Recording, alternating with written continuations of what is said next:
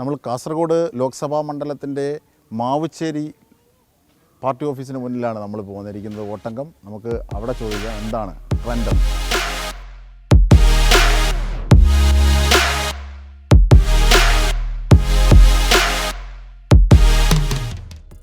നമസ്കാരം. എങ്ങനെയുണ്ട് തെരഞ്ഞെടുപ്പൊക്കെ? തെരഞ്ഞെടുപ്പെല്ലാം ചോറന്നെ. മറ്റു ബൂത്ത് പ്രവർത്തനത്തിൻ്റെ ഭാഗമായുള്ള എഴുത്തൊക്കെ എങ്ങനെയുണ്ട്? വന്ന് ജയം കരസ്ഥമാക്കിയ ആളാ കഴിഞ്ഞ വർഷത്തെ നോക്കണ്ട. കഴിഞ്ഞ വർഷം എന്താ കേരള ഒട്ടുക്കൂലെ ഇതാണ്. ഇത്തവണ വയനാട് രാഹുൽ ഗാന്ധി ഉണ്ട്, അതൊരു ട്രെൻഡിൻ്റെ എലമെൻ്റ് ആയിരുന്നില്ല. ഇപ്രാവശ്യം അതില്ലല്ലോ. അത്ര കഴിഞ്ഞ പ്രാവശ്യത്തെ ഇതില്ലല്ലോ. ഇപ്രാവശ്യം അങ്ങനെ അയാളെ ഒരു പേരേ ഇടില്ല. ഇങ്ങനെ ഉണ്ട്, സ്ഥാനാർത്ഥിയാണെന്നല്ലാതെ ഉണ്ട്. ഒരു കഴിഞ്ഞ വർഷം അതിലെ ഒരു ഇതിപ്പില്ല. മോദീൻ്റെ എല്ലാ ഭരണം എല്ലാവരും അനുഭവിച്ചു. അതിൻ്റെ ഒരു പ്രതികരണം എന്തായാലും ഉണ്ടാവും. അപ്പോൾ നിങ്ങൾ ഈ ഗ്രാസ് റൂട്ട് ലെവലിൽ പ്രവർത്തിക്കുന്നത് നിങ്ങൾക്കാണ് കറക്റ്റ് കണക്കറിയാവുന്നത്. നിങ്ങളാണ് കറക്റ്റ് പാർട്ടിക്ക് കണക്ക് കൊടുക്കുന്നത്. പക്ഷേ നിങ്ങൾ പുറത്തു പറയില്ല അല്ലേ? നമ്മളിപ്പോൾ ഇപ്രാവശ്യം നല്ല ആത്മവിശ്വാസത്തോടു കൂടി തന്നെയാണ് ഇതിൻ്റെ പ്രവർത്തനം നടത്തുന്നത്. നല്ല ഭംഗിയ നല്ല വിശ്വാസത്തോടു കൂടി തന്നെ പ്രവർത്തനം. പക്ഷേ ജയസാധ്യത എങ്ങനെയാണ്? ജയസാധ്യത നന്നായിട്ട് ഉണ്ട്. കഴിഞ്ഞ പ്രാവശ്യത്തെ ആ രാഷ്ട്രീയ സാഹചര്യമല്ല ഇപ്പോഴുള്ളത്. കഴിഞ്ഞ പ്രാവശ്യം ഇപ്പോൾ സഖാവ് പറഞ്ഞതുപോലെ തന്നെ ഒരു രാഹുൽ ഗാന്ധി ആദ്യമായിട്ട് കേരളത്തിൽ വന്ന് മത്സരിച്ച് ഒരു പ്രധാനമന്ത്രി പദത്തിൽ എത്തുന്നുള്ള ഒരു കാഴ്ചപ്പാടിലാണ് അവർ. പിന്നെ നല്ല ഒരു മാറി മറിഞ്ഞ ഒരു രാഷ്ട്രീയ സാഹചര്യം കുറച്ച് മാറിയിട്ടുണ്ട്. അതെല്ലാം പിന്നെ മാറ്റിയെടുക്കുന്നതിന് വേണ്ടിയിട്ടുള്ള പ്രവർത്തനമാണ് ഇപ്രാവശ്യം നമ്മൾ നടത്തുന്നത്. എല്ലാ മണ്ഡലങ്ങളിലും നമുക്ക് വളരെ സജീവമായിട്ട് എല്ലാ മണ്ഡലങ്ങളും പിടിച്ചെടുക്കുന്നതിന് വേണ്ടിയിട്ടുള്ള പ്രവർത്തനങ്ങളാണ് ഇപ്പോൾ നടത്തിക്കൊണ്ടിരിക്കുന്നത്. കാസർഗോഡും എം പി ബാലകൃഷ്ണൻ മാസ്റ്റർ നല്ല ഭൂരിപക്ഷത്തോടു കൂടി വിജയിക്കുമെന്നുള്ള ഉറച്ച വിശ്വാസം ജനങ്ങൾക്കുണ്ട്. അതിൻ്റെ കൂടിയുള്ള പ്രവർത്തനമാണ് നമ്മൾ നടത്തുന്നത്. ബാലകൃഷ്ണൻ എങ്ങനെയുണ്ട് സ്ഥാനാർത്ഥി? ബാലകൃഷ്ണൻ മാസ്റ്റർ നല്ല സ്ഥാനാർത്ഥിയാണ്. അയാൾ എല്ലാ രംഗത്തും, അതായത് കുറേ സ്ഥാനങ്ങളിൽ തന്നെ നിന്നിട്ട് നല്ല പേരെടുത്ത ആളാണ്. ബാലകൃഷ്ണേട്ടനൊരു എഡ്ജ് ഉണ്ടായിരുന്നു. പിന്നീട് ഈ റിയാസ് മൗലവി വധക്കേസിലെ വിധിയുമായി ബന്ധപ്പെട്ട് തിരിച്ചടി ഉണ്ടായ ഘട്ടത്തിൽ അത് മാറി മറിഞ്ഞു എന്നൊക്കെ നിഗമനങ്ങളുണ്ട്. അതൊന്നുമില്ല. അങ്ങനത്തെ ഒരു ന്യൂനപക്ഷ വോട്ടുകൾ ഇല്ല.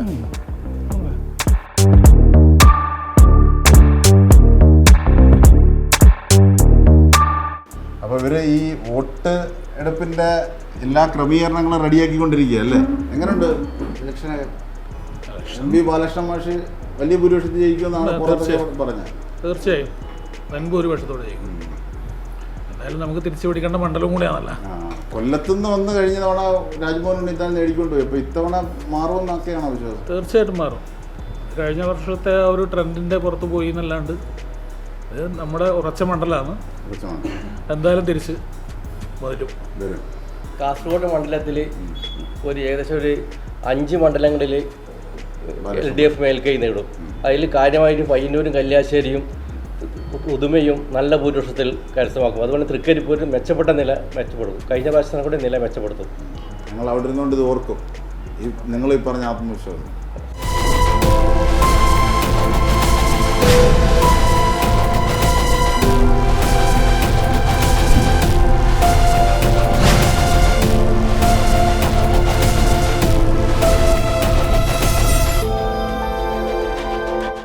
കേരള വിഷൻ വോട്ടംഗത്തിൻ്റെ യാത്ര കാസർഗോഡ് ലോക്സഭാ മണ്ഡലത്തിലൂടെ നടക്കുകയാണ്. ഇപ്പോഴിതാ നമുക്കൊപ്പം പയ്യന്നൂർ MLA TI മധുസൂദനൻ എത്തിയിട്ടുണ്ട്. നമസ്കാരം. നമസ്കാരം. എങ്ങനെയുണ്ട് ഇലക്ഷനൊക്കെ? ഇടതുപക്ഷത്തിന് അനുകൂലമായിട്ടുള്ള ഒരു വലിയ കാറ്റ് കാസർഗോഡ് നിന്ന് തിരുവനന്തപുരം വരെ വളരെ നല്ല നിലയിൽ വീശുന്നതിൻ്റെ അനുഭവമാണ് ഈ തെരഞ്ഞെടുപ്പ് പൊതുവിൽ അനുഭവപ്പെട്ടുകൊണ്ടിരിക്കുന്ന ഒരു കാര്യം.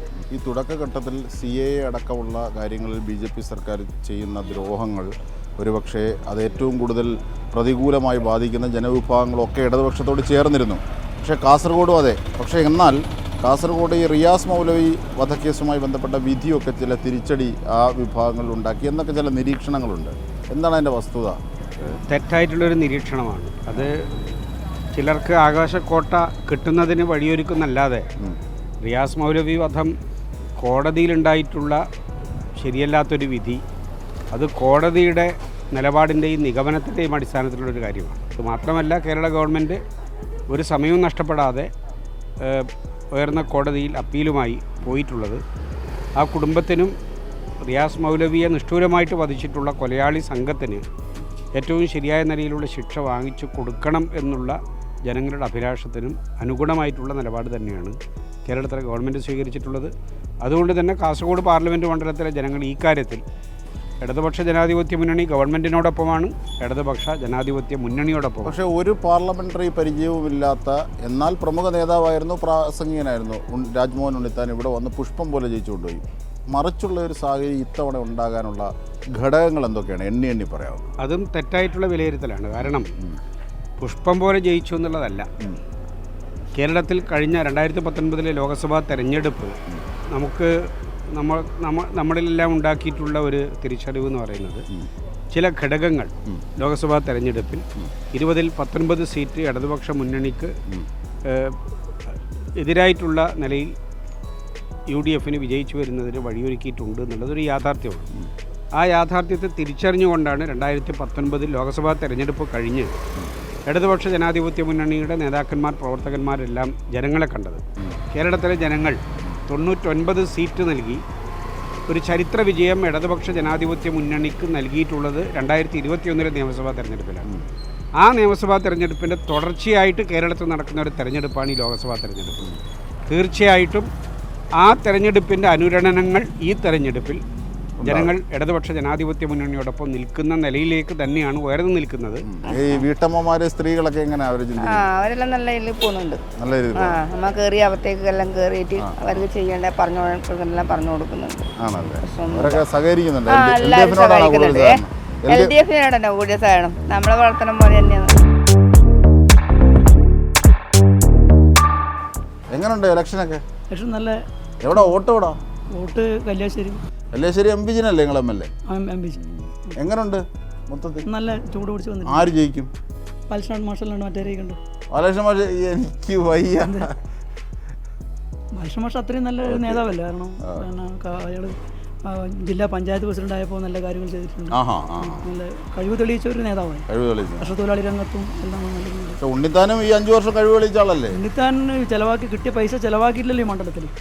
പൈസ ഇനിയും ഉണ്ടല്ലോ. ഇവിടുത്തെ ഇലക്ഷൻ ട്രെൻഡ് എങ്ങനെയാണ്? തെരഞ്ഞെടുപ്പ് എല്ലാവരും ആവേശത്തോടുകൂടി പ്രവർത്തിക്കുന്നുണ്ട്. ആർക്കാ സാധ്യത അറിയാൻ കഴിയാ? നല്ല പോരാട്ടമാണ് നടക്കുന്നത്. നല്ല പോരാട്ടം.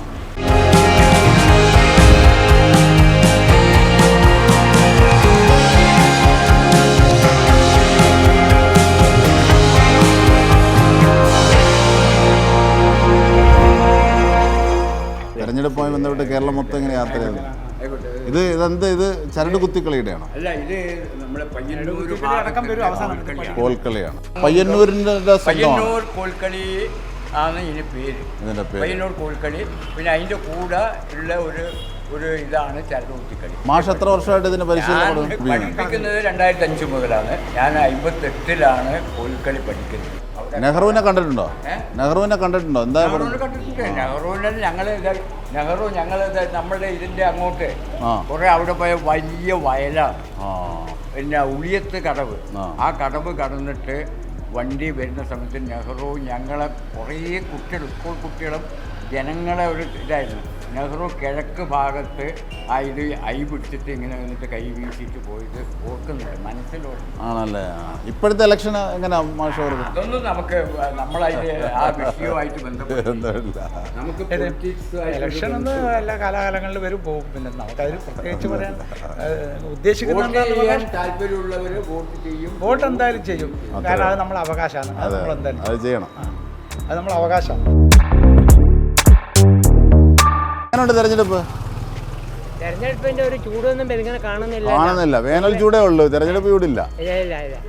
അമ്മ എന്താ പറയുന്നത്? തെരഞ്ഞെടുപ്പിന് ചൂടില്ലെന്നോ? നമുക്ക് ഓരോ ചൂടോ ഇല്ല. എന്തോ ഇവിടെ പൊതുവേ LDFന് ലേശം ചൂട് ഉണ്ടാവുമല്ലോ. ആര് ജയിക്കുന്നോ തോക്കുന്നോ അത് വേറെ. UDFന് പരിപാടിയേ ഇല്ലേ? ഇപ്പൊ UDFന് അവര് 10 നടത്തുമ്പോൾ ഒന്നെ തേച്ച് നടത്തൂല. അങ്ങനെയാണ് UDF.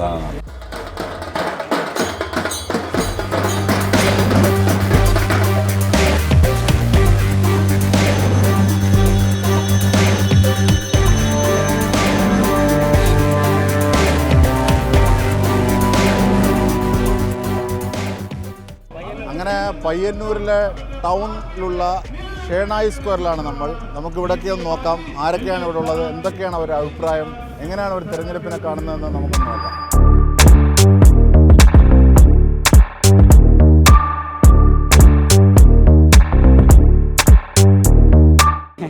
എങ്ങനെയുണ്ട് തെരഞ്ഞെടുപ്പ്?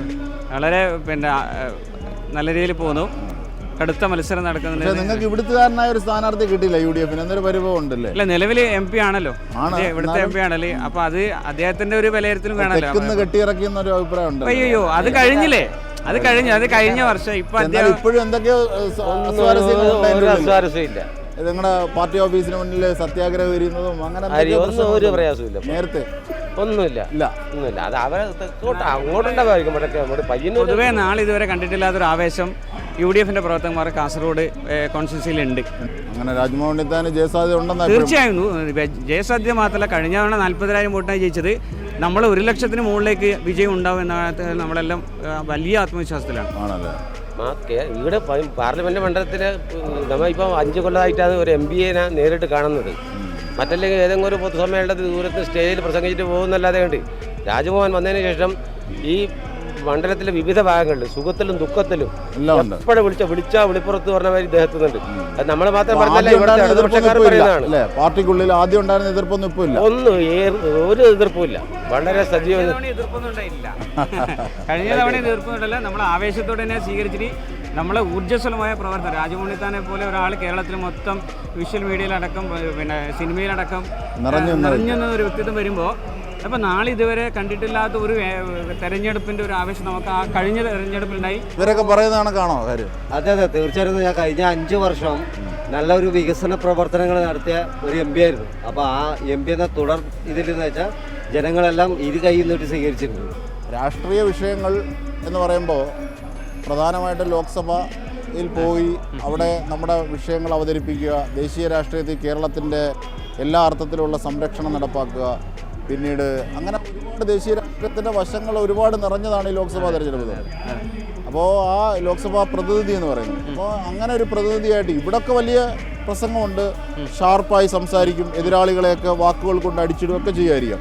പക്ഷെ അവിടെ പോയിട്ട് ലോക്സഭയിൽ പോയിട്ട് ആ രീതിയിൽ ശോഭിക്കാൻ പറ്റും രാജ്മോഹൻ ഉണ്ണിത്താൻ എന്ന് തോന്നുന്നുണ്ടോ? തീർച്ചയായും. 5 വർഷം അങ്ങനെ എടുത്തു പറയാവുന്ന എന്തൊക്കെയുണ്ട്? അദ്ദേഹത്തെ ആദ്യത്തെ പാർലമെന്റിലെ സ്പീച്ച് എന്ന് പറയുന്നത് എൻഡോസൾഫാന്റെ ദുരിതബാധിതരെ കുറിച്ചിട്ടാണ്. ഏറ്റവും അവസാനത്തെ ഇടപെടൽ എന്ന് പറഞ്ഞാൽ പൗരത്വ ഭേദഗതി ബില്ലിനെതിരെ ആ ബില്ല് പാർലമെൻ്റ് അകത്ത് കീറിക്കളഞ്ഞുകൊണ്ട് സസ്പെൻഷൻ മേടിച്ചിട്ടുള്ള ഒരു ജനപ്രതിനിധിയാണ് കേരളത്തിൽ. ആ നിലയിലൊക്കെ എല്ലാ ജനങ്ങളുമായി നേരിട്ട് ബന്ധപ്പെടുന്ന എല്ലാ വിഷയങ്ങളിലും ക്രിയാത്മകമായ ഇടപെടൽ കിട്ടുന്ന സന്ദർഭങ്ങളിലൊക്കെ ചെയ്ത ഒരു MP എന്ന നേരത്തെ നമുക്കെല്ലാം വലിയൊരു സന്തോഷം തന്നെയാണ് അക്കാര്യത്തിലൊക്കെ. ഇവരിപ്പോൾ കാര്യമായിട്ട് പറയുന്നില്ല, കോൺഗ്രസിന് മൃദു ഹിന്ദുത്വ സമീപനം എന്നാണ് പറയുന്നത്. കോൺഗ്രസിന് അഖിലേന്ത്യാ അടിസ്ഥാനത്തിൽ തന്നെ എല്ലാവരോടും മൃദു സമീപനാണ്. ഹിന്ദുക്കളോട് മാത്രമല്ല, മുസ്ലിങ്ങളോട് മൃദു സമീപനാണ്, ക്രിസ്ത്യാനികളോടും CPM ഒരു കമ്മ്യൂണിസ്റ്റ് മാതിരി അല്ലെങ്കിൽ ഹിന്ദുത്വ BJP മാതിരി തീവ്ര സമീപനം കോൺഗ്രസിന് ഇല്ല. തീവ്ര സമീപനം വരും. രാജ്യത്തിൻ്റെ അഭിമാനം ചോദ്യം ചെയ്യപ്പെടുന്ന ഒരു ഘട്ടം വരുമ്പോൾ കോൺഗ്രസ് തീവ്രതയുണ്ടാകും. അത് നമുക്ക് ഇവിടെ കണ്ടാണ്. ഇന്ത്യയിൽ ഇന്ദിരാഗാന്ധിയുടെ പാകിസ്ഥാനെതിരായിട്ടുള്ള യുദ്ധത്തിലായാലും സൂര്യക്ഷേത്രത്തിലെ ബ്ലൂ സ്റ്റാർ ഓപ്പറേഷൻ ആയാലും അത് തീവ്രം സ്വീകരിക്കും. പക്ഷേ ജനങ്ങളോടും മറ്റ് മതവിഭാഗങ്ങളോടും അടിയന്തരാവസ്ഥ ഉണ്ടായതുകൊണ്ടായി ഇന്ത്യ നിലനിൽക്കുന്നത് തന്നെ. അടിയന്തരാവസ്ഥയിലെ കുറച്ച് കമ്മ്യൂണിസ്റ്റുകാർക്ക് ജയിലിൽ പോകേണ്ടി വന്നതുമല്ലാതെ കണ്ട് ഭാരതത്തിന് ഏറ്റവും കൂടുതൽ ഉത്പാദനക്ഷമത ഉണ്ടായിരുന്ന കാലഘട്ടമായിരുന്നു അടിയന്തരാവസ്ഥ. ആ സമയത്ത് 2.5 കൊല്ലം അടിയന്തരാവസ്ഥ ഉണ്ടായതുകൊണ്ടാണ് ഇത് തന്നെ മോഡി ഇപ്പോഴും പറയുന്നത്. മോഡിക്ക് വേറൊന്നും പറയാനില്ലല്ലോ. മോഡിക്ക് എല്ലാം ഗ്യാരണ്ടിയാ, വാക്കാൽ ഗ്യാരണ്ടി, ഒന്നും കൊടുക്കാത്ത ഗ്യാരണ്ടി. ജനങ്ങളെ അക്കൗണ്ടിലേക്ക് 15 ലക്ഷം രൂപ എടുക്കാൻ പറഞ്ഞ് 150 രൂപ കൊടുത്തിട്ടില്ല. കുറച്ച് വയസ്സന്മാർക്കെല്ലാം കർഷകന്മാർക്ക് 2000 കൊടുത്തിട്ടുണ്ട്, ഇല്ലാന്ന് പറയുന്നില്ല. പിന്നെ കൊടുത്തത് പറഞ്ഞാൽ ഇന്ത്യയിൽ ഞാൻ ഉത്തരേന്ത്യയിൽ ഉണ്ടായ കക്ഷിയാണ്. അപ്പോൾ അവിടെ ഈ ശൗചാലയം കുറച്ച് കുറവായിരുന്നു. ശൗചാലയം എന്ന് പറഞ്ഞിട്ട് ഒരു 3000-4000 രൂപ ജനങ്ങൾക്ക് കൊടുത്തിട്ടുണ്ട്. ഈ 10 കൊല്ലത്തിനോട് ചെയ്തതിൽ ഏറ്റവും ജനോപകാരപ്രദമായ പ്രശ്നം അത് മാത്രമേ ഉണ്ടായിട്ടുള്ളൂ. ബാക്കിയെല്ലാം അയാൾ പ്രസംഗിക്കുമ്പോൾ പറയും 60 കൊല്ലത്തിന് മേലെ കോൺഗ്രസ് ഭരിച്ചിട്ട് എന്തുണ്ടാക്കിയെന്ന്. കോൺഗ്രസ് ഉണ്ടാക്കിയതിൽ പറന്ന് കളിക്കുന്ന അയാൾ. കോൺഗ്രസ് ഉണ്ടാക്കിയത് ഉപയോഗിക്കാൻ പറ്റിയത് മോദിക്ക് മാത്രമാണ്, മോദിക്കും അമിത്ഷാക്കും. 10 വർഷക്കാലം നാട് ഭരിച്ചിട്ടും ഇപ്പോൾ പറഞ്ഞ മാനിഫെസ്റ്റോയിലും ഗ്യാസിൻ്റെ വില കുറക്കും, പെട്രോളിൻ്റെ വില കുറക്കും എന്ന് പറയുന്നത്. ഇപ്പോൾ 10 വർഷം ഇവർക്ക് ഇതൊന്നും ഉണ്ടായില്ല. 50 രൂപ പെട്രോൾ തരാന്ന് 10 വർഷം ഭരിച്ചാളാണ് പറയുന്നത്. അപ്പോൾ ഇനിയും നമ്മൾ ജയിപ്പിക്കണം. അപ്പോൾ ഒരു ഇത് ഇതുവരെ കണ്ടത് റിഹേഴ്സൽ മാത്രമായിരുന്നു. ഇനി വരാൻ പോകുന്നതാണ് യഥാർത്ഥ ഭരണം എന്നാണ് പറയുന്നത്. 10 വർഷം ഭരിച്ചിട്ട് ഈ രാമക്ഷേത്രമൊക്കെ നിർമ്മിച്ച് നൽകി, പട്ടിണി മുമ്പ് ബാബറി മസ്ജിദ് പൊളിച്ചു. അപ്പോൾ ഇതൊക്കെ കഴിഞ്ഞതിന് ശേഷം രാമക്ഷേത്രം കെട്ടുന്ന സമയത്തും അതിന് ആശംസ നേരാൻ വേണ്ടി കോൺഗ്രസ് നേതാക്കന്മാർ ക്യൂ നിൽക്കുക ചെയ്തത്. അതങ്ങനെയല്ല, അതൊരു മതേതര രാഷ്ട്രം എന്ന നിലയിൽ നമ്മൾ ഒരുപാട് ആളുകൾ പല ജാതിയിലും മതത്തിലും പിന്നെ പല രീതിയിൽ വിശ്വാസം ഉള്ള ഒരു രാജ്യമാണ് ഇന്ത്യ. വിവിധ ആളുകളെ അത് സ്വാഭാവികമായിട്ടും ഒരാളുടെ വിശ്വാസത്തിൽ നമ്മൾ ആരും ചോദ്യം ചെയ്യപ്പെടുന്നില്ല, പ്രത്യേകിച്ച് കോൺഗ്രസ് അവരവരുടെ വിശ്വാസത്തെ അല്ലല്ലോ. ബാബറി മസ്ജിദ് തകർക്കുന്നു, അതിന്റെ പേരിൽ രാജ്യത്താകമാനം കലാപം ഉണ്ടാകുന്നു 92-ൽ. അതിനുശേഷമാണ് അവിടെ രാമക്ഷേത്രം കിട്ടുന്നത്. അങ്ങനെ കിട്ടുന്ന രാമക്ഷേത്രത്തിൽ അങ്ങനല്ല, ഈ രാമക്ഷേത്രം നിർമ്മിക്കുന്നതിനെതിരെ അതിശക്തമായ നിലപാടെടുത്ത രാഷ്ട്രീയ സംഘടന കോൺഗ്രസ്. രാമക്ഷേത്രം നിർമ്മിക്കുന്നതിന് ഭാരതത്തിൽ രഥയാത്ര നടത്തിയ ലാൽകൃഷ്ണ അഡ്വാനിയും പിന്നീട് അവരെ അറസ്റ്റ് ചെയ്യാൻ അതെ പി സിംഗ് ഭരിക്കുന്ന സമയത്താണ് തടഞ്ഞെങ്കിലും അതുപോലെ അന്ന് കോൺഗ്രസ് ആണ് പിന്തുണ നൽകുന്ന സമയം. അപ്പോൾ ആ നിലയിൽ പോലും അന്ന് BJPക്കാർ ശക്തമായ നിലപാടെടുത്ത രാഷ്ട്രീയ സംഘടന കോൺഗ്രസ് തന്നെയാണ്. ബൊഫേഴ്സ് തോക്കിടപാടുമായി ബന്ധപ്പെട്ട അതിൻ്റെ അഴിമതികളുമൊക്കെ കോൺഗ്രസിൽ നിന്ന് VP സിംഗ് വിട്ടുവരുന്നു. പിന്നെ ജനതാദളുമായിട്ട് ചേർന്ന് അങ്ങനെ VP സിംഗ് ഭരണകൂടം ഇരിക്കുമ്പോഴാണ്, VP സിംഗ് സർക്കാർ ഇരിക്കുമ്പോഴാണ് രഥയാത്ര നടത്തി തടയുന്നത്. അതെ, അങ്ങനെയാണല്ലോ ഈ പിന്തുണ ചെയ്യുന്നത്. അന്നത്തെ ഈ BJP വളർന്നു വരുന്ന രാഷ്ട്രീയത്തിനെതിരെ, അതായത് തീവ്ര ഹിന്ദുത്വ രാഷ്ട്രീയം പറഞ്ഞുകൊണ്ട് വരുന്നതിനെ അതിശക്തമായ നിലപാടെടുത്ത രാഷ്ട്രീയ സംഘടന ഇന്ത്യക്കകത്ത് കോൺഗ്രസ് തന്നെയാണ്. അതുകൊണ്ടാണ് കോൺഗ്രസിന് ഈ പലപ്പോഴും ഈ ചെറിയ അകൽച്ച ഉണ്ടാവാൻ കാരണം നമ്മൾ അമിതമായ ഒരു ഹൈന്ദവ വികാരം ഇളക്കി വിടാൻ വേണ്ടി ഇന്ത്യൻ നാഷണൽ കോൺഗ്രസ് തയ്യാറായിട്ടില്ല. അതുകൊണ്ട് കൊടി പോലും ഒഴിവാക്കിയത് അല്ലേ? നിങ്ങൾ എന്താ പറയുന്നത്? ഇന്ത്യ രാജ്യത്ത് ജനാധിപത്യവും മതേതരത്വവും നിലനിർത്തുന്നതിന് വേണ്ടി പോരാടുന്ന ഒരു നേതാവാണ് രാഹുൽ ഗാന്ധി. അദ്ദേഹത്തിന്റെ മുന്നിൽ മൂവർണ്ണ കൊടിയല്ലാതെ വേറെ എന്താ പിടിക്കേണ്ടത്? ലീഗിന്റെ കൊടി ദേശീയതയുടെ പതാകയാണ് യാത്രയിൽ എല്ലാവരും പിടിച്ചത്. അതിനോട് ലീഗിന്റെ കൊടിക്കാരെ പ്രസക്തിയില്ല. കൈ ചിഹ്നമില്ല, മൂവർണ്ണ പതാക പിടിച്ചുകൊണ്ടാണ് ആ യാത്രയിൽ എല്ലാവരും. നിങ്ങൾ അങ്ങനെ കൊടി വെക്കിയാൽ ലീഗ് വെക്കും, അപ്പൊ പച്ചക്കൊടിയാവും. ദുഷ്പ്രചരണം. ഇവിടെ ലീഗിന് പ്രശ്നമില്ല. അയ്യോ, ഇവിടെ ലീഗിന് പ്രശ്നമില്ല. ഒരിക്കലും പറയാം, മുഖത്തിന്റെ കുറവായിരിക്കും. മറ്റേ പരിഭവം പറയേണ്ട ആരാ? ലീഗാറില്ലേ? ഇന്ന് വരെ കുഞ്ഞാലിക്കുട്ടി എന്താ പറഞ്ഞാ, ഇന്ത്യയുടെ പ്രധാനമന്ത്രി രാഹുൽ ഗാന്ധി ആവാൻ വേണ്ടിയിട്ടാണ് ഞങ്ങൾ ആഗ്രഹിക്കുന്നത്. രണ്ടേ പേരെ പറയില്ല, ഒന്ന് പിണറായി വിജയനും ഒന്ന് BJPയുടെ നേതാക്കന്മാരും. ഇന്ത്യ മുന്നണിയിലെ CPM-ന്റെ നേതാവിനെ മുഖ്യമന്ത്രി അറസ്റ്റ് ചെയ്യണമെന്ന് പറയുന്നത് ഇന്ത്യ മുന്നണിയിലെ തന്നെ കോൺഗ്രസിന്റെ നേതാവാണ് എന്നാണ് മോഡി പറഞ്ഞ് പ്രചരിപ്പിക്കുന്നത്. അപ്പോൾ നിങ്ങളുടെ രാഹുൽ ഗാന്ധി ഇവിടെ തെരഞ്ഞെടുപ്പിന് വേണ്ടി ഉപയോഗിക്കുന്ന വാക്കുകളെ മോഡി അവിടെ ദുരുപയോഗം ചെയ്തിട്ടുണ്ട്. അങ്ങനെയല്ല, കേരളത്തിൽ പിണറായി വിജയൻ BJPയെ പ്രീണിപ്പിക്കുന്നു എന്നാണ് രാഹുൽ ഗാന്ധി പറയുന്നത്. പറയാനുള്ള കാരണം ഇന്ത്യയിലെ 2 മുഖ്യമന്ത്രിമാരെ, ഒരു അഴിമതി നടത്താത്ത 2 മുഖ്യമന്ത്രിയെ പിടിച്ച് ജയിലിലിടുകയായി ഈ തെരഞ്ഞെടുപ്പിന്റെ സമയത്ത് പോലും. അവിടെയാണ് എത്രയോ വർഷക്കാലമായിട്ട് ലാവ്ലിൻ കേസ് കോടതി വിചാരണ പോലും എടുക്കുന്നില്ല. കോടതിയുടെ വരാന്തയിൽ പോലും നിലനിൽക്കാൻ യോഗ്യമല്ലെന്ന് പറഞ്ഞ് ലാവ്ലിൻ കേസ് കോടതി തള്ളിയില്ല. പിന്നെ അതിന്റെ തുടർന്നുള്ള 36 തവണയായിട്ട് കേസ് മാറ്റി. അതാണ് ഞങ്ങൾ പറഞ്ഞുകൊണ്ടിരിക്കുന്നത്. അത് വേറെ കാര്യം. അതല്ല, ഇത് തന്നെയാണ് മോദി പറയുന്നത്. ഇന്ത്യ മുന്നണിയിൽപ്പെട്ട CPIM-ന്റെ നേതാവായ കേരളത്തിന്റെ മുഖ്യമന്ത്രി അറസ്റ്റ് ചെയ്യാൻ ഇന്ത്യ മുന്നണിയുടെ മറ്റൊരു നേതാവ് തന്നെ പറയുകയാണെന്ന് രാഹുൽ ഗാന്ധി പറയുകയാണെന്ന് മോദി പറയുന്നു. മോദിക്ക് എങ്ങനെ പറയില്ല, രാഷ്ട്രീയ തെരഞ്ഞെടുപ്പല്ലേ, മോദിക്ക് പലതും പറയില്ലേ, അതിന് മറുപടി പറയില്ല നമ്മളത്. പക്ഷേ ഇത് തന്നെയാണ് കെജ്രിവാളിന്റെ കാര്യത്തിലും പറഞ്ഞത്. തുടക്കത്തിൽ നിങ്ങൾ കെജ്രിവാളിനെതിരെയും ഇത്തരത്തിൽ പറഞ്ഞു, അത് അവർ ദുരുപയോഗം ചെയ്തു, ഇപ്പോൾ അറസ്റ്റ് ചെയ്ത് അകത്തായി. ഇപ്പോൾ കോൺഗ്രസ് കരയുന്നു. ഇതിനെന്തർത്ഥമാണ്? അങ്ങനെയല്ല, അങ്ങനെ കോൺഗ്രസ് കരയുന്നതില്ല. കോൺഗ്രസ് എപ്പോഴും ഒരു നിലപാടെടുത്തു, ആ നിലപാട് ഉറന്നുകൊണ്ടേ സംസാരിച്ചിട്ട് എപ്പോഴും. അത് പിണറായി ആയാലും കെജ്രിവാളായാലും, കെജ്രിവാളിന് ഒരു നിയമം, പിണറായിക്ക് മറ്റൊരു നിയമമൊന്നുമില്ല ഇവിടെ. അതുകൊണ്ടാണ് പറയുന്നത്, പിണറായിനെ തൊടാൻ വേണ്ടിയിട്ട് നരേന്ദ്രമോദിയുടെ ED ആരും ഇന്നേ വരെ വന്നിട്ടാ. ഇപ്പോൾ എക്സാലോജിക്കിൻ്റെ ശരിക്കും തെളിഞ്ഞൊരു വിഷയത്തിൽ പോലും ED വരുന്നില്ല ഇവിടെ. അതിനകത്ത് അഴിമതി നടത്തിയതിന്റെ വളരെ കൃത്യമായിട്ട് കോടതിക്കകത്ത് തെളിയിക്കപ്പെട്ടില്ലേ? ആ ഇടപാടിൽ കോടികൾ കൈപ്പറ്റിയെന്ന് വളരെ കൃത്യമായിട്ട് കാണിച്ചു വന്നില്ലേ? റെക്കോർഡ് പ്രകാരം ഇത്രയും പൈസ കിട്ടിയെന്ന് വളരെ തെളിഞ്ഞു കഴിഞ്ഞ സാധനമല്ലേ? ആ സാധനത്തിൻ്റെ അടുത്ത് പോലും EDയോ അല്ലെങ്കിൽ CBIയോ അന്വേഷണത്തിന് വരുന്നില്ല എന്നുള്ളതാണ് നമ്മുടെ ആരോപണം.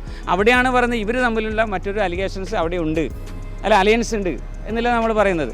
കാസർഗോഡ് മണ്ഡലത്തിൽ രാജ്മോഹൻ ഉണ്ണിത്താൻ എന്ന ഒരു ജനപ്രതിനിധി നാളിതുവരെ 30 വർഷത്തിന് ശേഷമാണ് ഇവിടെ ഒരു ജനപ്രതിനിധി UDFൻ്റെ ഉണ്ടാകുന്നത്.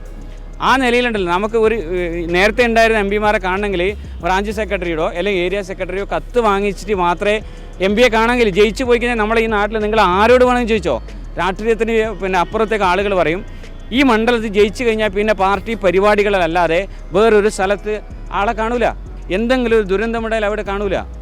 അങ്ങനെ രാജ്യമണ്ഡലത്തിൽ ഇതെല്ലാം വിഭിന്നമായി. കരുണാകരൻ എം പിയുടെ കാര്യമാണോ പറയുന്നത്? ഈ കരുണാകരൻ എം പിയിൽ ഇതിന് മുമ്പേ ആളുകളും അത് പാർട്ടിക്ക് വിധേയമായി നിൽക്കുന്ന ഒരാളാണ്. അത് ഈ ഇടതുപക്ഷത്തിൻ്റെ എം പി ആണെങ്കിൽ. നേരെ മറിച്ച് രാജ്മോഹൻ ഉണ്ണിത്താൻ്റെ നമ്പറിലേക്ക് ഒന്ന് വിളിച്ചാൽ ആ വിളിക്ക് നേരിട്ട് ഫോൺ എടുക്കുക അദ്ദേഹമാണ്. അദ്ദേഹത്തിൻ്റെ പി എല്ലാം ഫോൺ എടുക്കില്ലേ, എടുത്താൽ അവർ ഏത് രാഷ്ട്രീയക്കാരനായാലും അവരോട് സംസാരിക്കാം, കാര്യങ്ങൾ പറയാം, എല്ലാത്തിനും ഒരു സ്വാതന്ത്ര്യമുള്ള ഒരു ജനപ്രതിനിധി. ഒരാൾ ഫോൺ വിളിച്ചിട്ട് ഒരു അഭിപ്രായം പറയുമ്പം നിങ്ങൾ ഏത് പാർട്ടിക്കാരനാണെന്നല്ല ചോദിക്കല്, ഏത് മണ്ഡലത്തിലാന്നേ ചോദിക്കുമല്ലോ കൂടിപ്പോയാൽ. രാജ്മോഹൻ ഈ മണ്ഡലത്തിലെ എല്ലാവർക്കും നേരിട്ട് വിളിക്കാം. Okay okay okay.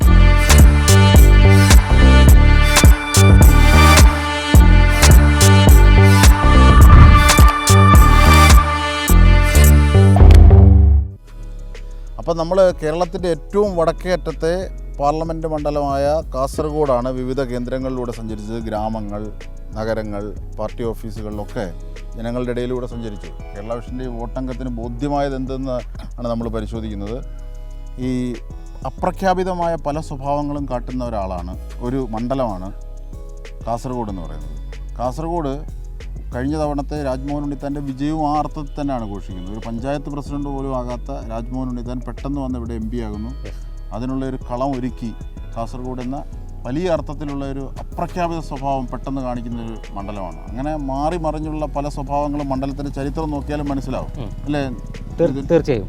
അതായത് രാജ്യത്തിൻ്റെ ആദ്യ പ്രതിപക്ഷ നേതാവായ AKG വിജയിപ്പിച്ച മണ്ഡലമാണ് കാസർഗോഡ്. പക്ഷേ കേരള രാഷ്ട്രീയത്തിലെ അല്ലെങ്കിൽ CPIMൻ്റെ സമുന്നത നേതാവായ നായനാരെ പരാജയപ്പെടുത്തിയ മണ്ഡലം കൂടിയാണ് കാസർഗോഡ്. കോൺഗ്രസിന് വേണ്ടി ആദ്യമായിട്ട് ഇവിടെ ജയിക്കുന്ന കടന്നപ്പള്ളി രാമേന്ദ്രൻ, ഇപ്പോൾ ഇടതുപക്ഷത്തുള്ള കോൺഗ്രസ് പ്രസിഡന്റ് സംസ്ഥാന പ്രസിഡന്റായ കടന്നപ്പള്ളി രാമേന്ദ്രനാണ് ആദ്യമായി കോൺഗ്രസിന് വേണ്ടി ഇവിടെ KSU പ്രസിഡന്റായിരിക്കെ ജയിക്കുന്നത്. അതിനുശേഷം രാമണ്ണ റൈ ജയിക്കുന്നു. തുടർന്നൊരു കോൺഗ്രസ് സ്ഥാനാർത്ഥി അല്ലെങ്കിൽ UDF സ്ഥാനാർത്ഥി ജയിക്കുന്നത് രാജ്മോഹൻ ഉണ്ണിത്താനാണ്. പക്ഷേ കഴിഞ്ഞ തവണ ട്രെൻഡ് രാഹുൽ ഗാന്ധി ഇഫക്റ്റ്, അതിനപ്പുറം ശബരിമല വിഷയം, അതിനെല്ലാം അപ്പുറം ഒരു ട്രെൻഡ് കാസർഗോഡ് ഉണ്ടായിരുന്നു. പെരിയ ഇരട്ടക്കൊല കാസർഗോട്ടെ വോട്ടെടുപ്പിനെ വളരെ വലിയ രൂപത്തിൽ ബാധിച്ചു. സ്ത്രീകളടക്കമുള്ള ഒരു വലിയ വിഭാഗത്തിൻ്റെ വോട്ട് രാഷ്ട്രീയത്തിനതീതമായി കോൺഗ്രസിനും UDFനും അനുകൂലമായി വന്നു. പക്ഷേ ഇത്തവണ അത്തരത്തിലൊരു ട്രെൻഡ് ഉണ്ടോ? റിയാസ് മൗലവിയുടെ വിധിയോ? റിയാസ് മൗലവിയുടെ വിധിയുമായി ബന്ധപ്പെട്ട് സംസ്ഥാന സർക്കാർ വലിയ ആരോപണങ്ങൾ വരുന്ന പശ്ചാത്തലത്തിൽ ഹൈക്കോടതിയിൽ വീണ്ടും അപ്പീലുമായി പോകും. ഇവിടെ ഗ്രാസ് റൂട്ട് ലെവലിൽ പ്രവർത്തിക്കുന്ന ഒരാളാണല്ലോ അമൽ പഠിച്ചാൽ എന്താ പറയുന്നത്? എങ്ങനെയാണ് കാസർഗോഡ് മണ്ഡലത്തിൽ നമ്മളിപ്പോൾ യാത്ര ചെയ്ത കൂടി പരിഗണിക്കുമ്പോൾ അതിൻ്റെ ഒരു ഗ്രാസ് റൂട്ട് ലെവലിലുള്ള അഭിപ്രായം എന്താണ്? UDFൻ്റെ സിറ്റിംഗ് സീറ്റാണ് ഈ കാസർഗോഡ് മണ്ഡലം. രാജ്മോഹൻ ഉണ്ണിത്താൻ വലിയ ഭൂരിപക്ഷത്തിലായിരുന്നു കഴിഞ്ഞ പ്രാവശ്യം വിജയിച്ചത്. പക്ഷേ ഇത്തവണ ഒരു ശക്തമായ ഒരു മത്സരം നടക്കും. അതായത് LDFനും UDFനും ഈക്വലായിട്ടുള്ള ഒരു വിജയസാധ്യത. BJP എലമെന്റ് എങ്ങനെയാണ്? അതാണ് എടുത്തു പറയേണ്ടത്. അതായത് കഴിഞ്ഞ പ്രാവശ്യമൊക്കെ BJP പേരിന് മത്സരിക്കുന്നുണ്ടെങ്കിൽ പോലും വലിയൊരു സാധ്യതയോ അല്ലെങ്കിൽ ഇത്ര ശതമാനം വോട്ട് പിടിക്കുക അങ്ങനത്തെ ഒരു ഇതൊന്നും ഉണ്ടായിരുന്നില്ല. പക്ഷേ ഇത്തവണ അശ്വിനി എന്ന സ്ഥാനാർത്ഥി ഒരുപാട് വോട്ട് പിടിക്കും എന്ന ഒരു കാര്യമാണ് മനസ്സിലാക്കുന്നത്. ആ വോട്ട് ആരെയാണ് ബാധിക്കുക? അത് UDFനെയാണോ LDFനെയാണോ ബാധിക്കുക? അത് വിജയ സാധ്യതയിൽ അതും ഒരു വലിയൊരു എലമെൻ്റാണ്. BJP പിടിക്കുന്ന അല്ലെങ്കിൽ NDA പിടിക്കുന്ന വോട്ടും വലിയൊരു എലമെൻ്റാണ് എന്നതാണ് ഇപ്പോൾ മനസ്സിലാക്കുന്നത്. എന്ത് തന്നെയാണ് ശക്തമായൊരു മത്സരം തന്നെ കാസർഗോഡ് ഉണ്ടാകും എന്നാണ് നിലവിൽ ഇപ്പോൾ നമുക്ക് അഭിപ്രായങ്ങളൊക്കെ ശേഖരിച്ചിൽ നിന്ന് മനസ്സിലാക്കാൻ വേണ്ടി സാധിച്ചിട്ടുണ്ട്. ഈ UDFനുള്ളിൽ ചില കോൺഗ്രസിനുള്ളിലും ചില പ്രശ്നങ്ങളൊക്കെ ഉണ്ട്. ഗ്രൂപ്പ് പേര്, അത് മാത്രമല്ല പാർട്ടി ഓഫീസിന് മുന്നിൽ സത്യാഗ്രഹം വരെ കടന്നു, അതിനൊക്കെ ഉണ്ണിത്താൻ ഒരു ഘടകമാണെന്നൊക്കെ പറഞ്ഞ പല എലമെൻറ്റുകളും ഉണ്ട് അല്ലേ? തീർച്ചയായും. നമ്മൾ അജിംഷാദ് തന്നെ നേരത്തെ പല ആളുകളോടും ചോദിച്ചൊരു ചോദ്യത്തിൽ തന്നെ അതിന് ഉത്തരവുണ്ട്. രാജ്മോഹൻ ഉണ്ണിത്താൻ കൊല്ലത്തു നിന്ന് വന്നാണ് കാസർഗോഡ് മത്സരിക്കുന്നത്. അദ്ദേഹം ഒരു പഞ്ചായത്ത് പ്രസിഡന്റ് വരെ ആയിട്ടില്ല. ആദ്യമാകുന്നത് മെമ്പർ ഓഫ് പാർലമെൻറ്റാണ്. ഉണ്ണിത്താൻ കാസർഗോട്ടെ കോൺഗ്രസ് പ്രസ്ഥാനത്തെ ഒന്നടക്കം ഹൈജാക്ക് ചെയ്യുന്ന ഒരു പരാതി കാസർഗോട്ടെ വലിയൊരു വിഭാഗം കോൺഗ്രസ് പ്രവർത്തകർ. പക്ഷേ ഒരു കാര്യമുണ്ട്, ഈ MV ബാലകൃഷ്ണൻ ചിലപ്പോൾ നമുക്ക് ഒന്നും വലിയ അർത്ഥത്തിൽ അടയാളപ്പെടുത്തുന്ന ആളായിരിക്കില്ല. പക്ഷേ താഴെത്തട്ട് മുതൽ കാസർഗോഡിൻ്റെ പാർട്ടി പ്രവർത്തനത്തിലൂടെയും മറ്റ് പൊതുപ്രവർത്തനത്തിലൂടെയും വളരെ വലിയ ബന്ധമുള്ള ആളാണ് MV ബാലകൃഷ്ണൻ. കാസർഗോഡ് പൾസറിഞ്ഞ ആളാണ്. ജില്ലയിൽ വലിയൊരു സ്വാധീനം ഈ MV ബാലകൃഷ്ണൻ ഉണ്ട് എന്നാണ് പറയുന്നത്. അപ്പോൾ തീർച്ചയായിട്ടും MV ബാലകൃഷ്ണൻ ഉണ്ടെന്നാണ് പറയുന്നത് അല്ലേ? തീർച്ചയായും. ഈ കണ്ണൂർ ജില്ലയിലെ പല ഭാഗങ്ങളും ഈ കാസർഗോഡ് മണ്ഡലത്തിൽ പെടുന്നുണ്ട്. പക്ഷേ അവിടെയൊന്നും വലിയൊരു സ്വാധീനം ഇല്ലെങ്കിൽ പോലും കാസർഗോഡ് ജില്ലയിൽ ഈ MV ബാലകൃഷ്ണൻ ശക്തമായ വോട്ടുകൾ ലഭിക്കും, വലിയ സ്വാധീനമുണ്ട് എന്നാണ് നിലവിൽ ഈ അഭിപ്രായങ്ങൾ സ്വീകരിച്ചിൽ നിന്നും മനസ്സിലാക്കുന്നത്. തീർച്ചയായിട്ടും ഉണ്ണിത്താനെയാണോ MV ബാലകൃഷ്ണൻ മാഷിനെയാണോ വാഴ്ത്തുക, ആരെയാണ് വീഴ്ത്തുക? കാസർഗോഡ് മണ്ഡലം അവരുടെ മനസ്സിൽ ഒതുക്കി വെച്ചിരിക്കുന്ന കൽബന്താണ്. അതൊക്കെ ഇനി അറിയാം നമുക്ക്. ജൂൺ 4 വരെ കാത്തിരിക്കുക. എന്തായാലും ഇപ്പോൾ കാസർഗോഡ് ലോക്സഭാ മണ്ഡലത്തിൻ്റെ ഒരു ട്രെൻഡ് ഏകദേശം പ്രേക്ഷകർക്ക് മനസ്സിലായി കാണും. അത് മനസ്സിലാക്കി തരാൻ ഞങ്ങൾക്കായി എന്നുള്ളതാണ് വിശ്വാസവും. ഇനി ഞങ്ങൾ അടുത്ത സ്ഥലങ്ങളിലേക്ക്.